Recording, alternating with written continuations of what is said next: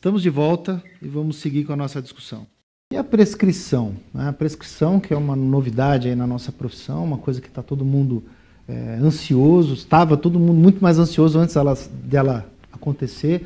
Ela agora é uma realidade, é permitido ao farmacêutico fazer a prescrição dos medicamentos que não necessitam de prescrição médica, mas existem vozes que falam que, olha, o farmacêutico não está preparado para isso. O que vocês entendem a respeito?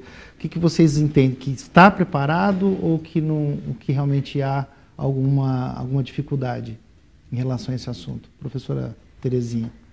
Bom, nós, juntando talvez um pouco o que a professora Marise falou, o professor Fernando falou, nós já pudemos perceber a diversidade. Vamos também pensar como se forma um profissional farmacêutico e como se formariam outras profissões também. Sempre depende da instituição, dos professores e do próprio aluno.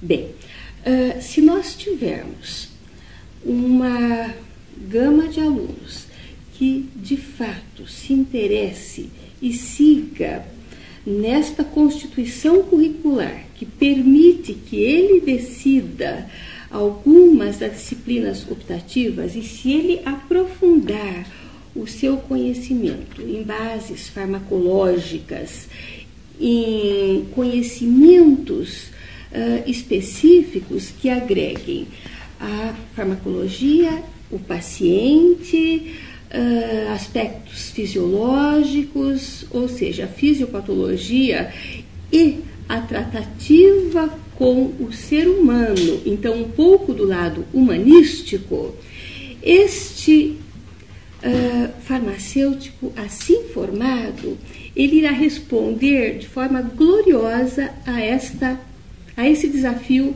que se apresenta ao farmacêutico.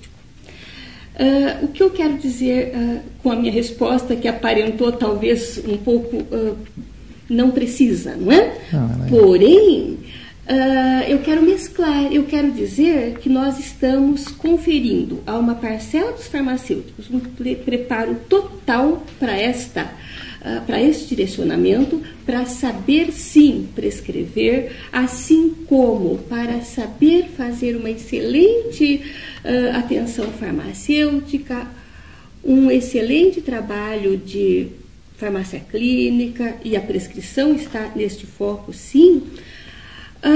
Entretanto, outros grupos irão, por vocação própria, dirigir-se a outros aspectos e não estarão preparados. E não é culpa de A ou de B, e sim... Cada pessoa é diferente da outra, isso não tem como... Exatamente, isso deve ser preservado. Agora, uma coisa que também está no centro aí do debate em relação à educação, e aí eu vou fazer a pergunta para a professora Marise, mas eu gostaria que todos comentassem, que também é um questionamento que a gente recebe aqui no Conselho muito. A questão, tem muita faculdade no estado de São Paulo, tem muita faculdade no Brasil, essas faculdades estão mal distribuídas, elas estão onde precisam estar, elas estão nos locais que precisam de farmacêutico.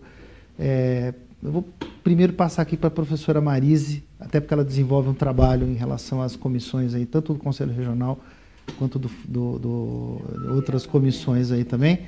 E aí eu gostaria de ouvir a professora Marise, mas gostaria que vocês comentassem a respeito disso.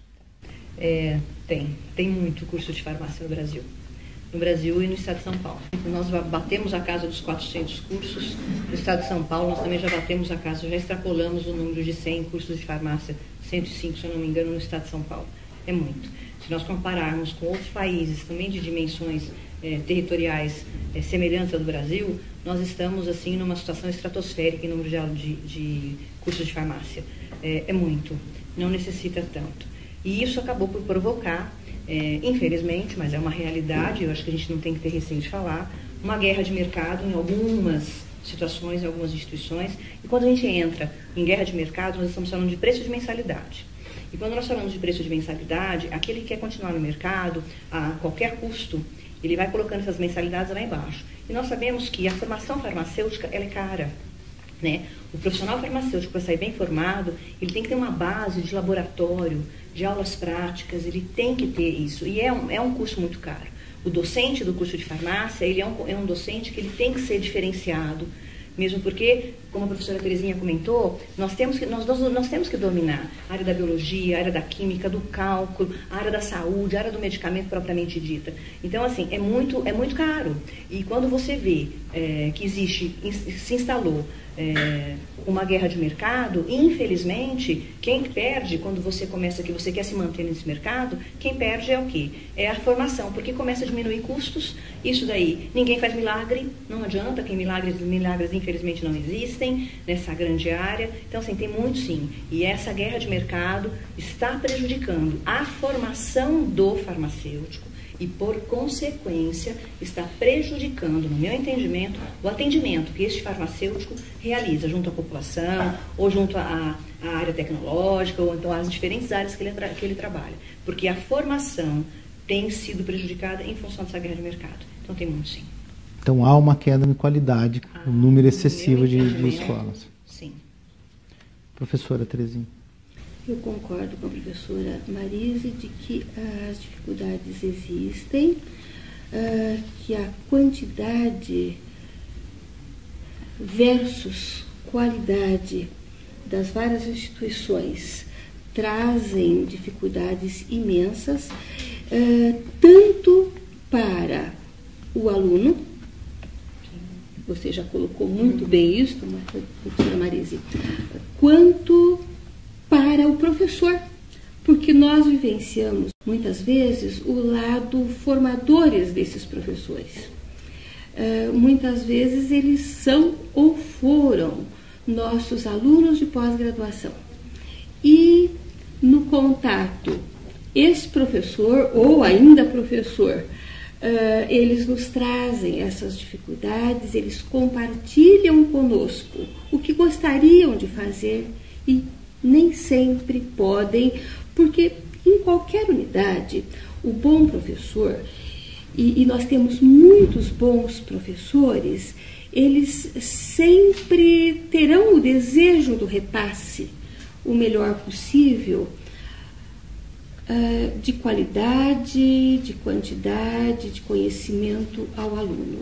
Então, ele fica extremamente desagradado quando a instituição o tolhe desta possibilidade. E quem perde, talvez acima de todas essas partes, então, do aluno e do professor, é a sociedade. Acho que basicamente isso. Concordo com todos os aspectos da sua fala, professora Marise. Professor Fernando. Eu vou na mesma linha. O censo 2012 do INEP fala de 2012, 475 escolas de farmácia no Brasil. Provável que a gente tenha batido os 500 cursos já então. Hoje nós temos 110 mil estudantes no Brasil todo cursando farmácia. São 30 mil ingressantes para 46 mil vagas iniciais, o que significa que a gente tem 16 mil vagas ociosas aí. Então, as pessoas me perguntam, você é contra ou a favor da abertura de mais cursos de farmácia? Hoje tanto faz, lamentavelmente, porque já sobram vagas. Se você abrir mais escolas, elas continuarão sobrando da mesma forma. E como é que você faz uma boa escola? Você faz uma boa escola com estrutura, isso você pode fazer rapidamente, um bom projeto pedagógico, como aluno, como a professora colocou, mas a formação de professores, que eu acho que é o pilar mestre da formação do aluno, você não consegue garantir isso de uma maneira muito rápida. O Brasil precisa crescer, precisa de engenheiros, precisa de farmacêuticos, de médicos, precisamos formar, mas a gente não precisa de diplomados, a gente precisa de pessoas que tenham formação técnica suficiente para dar conta do crescimento que o nosso país precisa nos próximos anos. Então, acho que o Estado, de uma maneira geral, não estou falando do governo, mas estou falando do Estado, que eu estou olhando para um pouco tempo atrás, perdeu um pouco o controle sobre a regulação e a avaliação, e é o mercado, lamentavelmente, que tem regulado hoje a qualidade e a formação. A gente espera que esse crescimento se estabilize, né? E que a gente consiga formar bons professores dos nossos cursos de pós-graduação para formar bons alunos, para formar bons profissionais. Queria agradecer imensamente a presença de vocês. Para nós, Conselho Regional de Farmácia do Estado de São Paulo, é uma honra tê-los aqui. Convidar todos para continuar aí acompanhando os nossos programas e até a próxima.